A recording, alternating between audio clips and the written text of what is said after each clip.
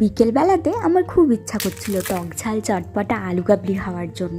আর ফুচকাওয়ালার wait আমি আর করতে না পেরে আমি বাড়িতেই বানিয়ে নিয়েছিলাম একদম দোকানের মতন টক ঝাল চটপটা আলু কাবলি।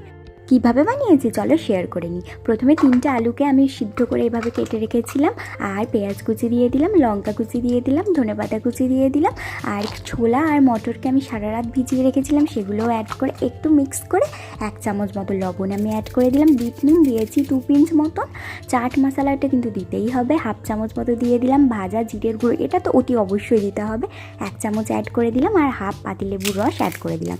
আগের দিন দোকান থেকে কিছু পাপড়ি আনিয়েছিলাম সেগুলো অ্যাড করে দিলাম এরকমভাবে ভেঙে, সাথে দিয়েছি তেঁতুলের পাল্প। এটা ছাড়া তো একদম আলু কাবলি অসম্পূর্ণ, তাই না?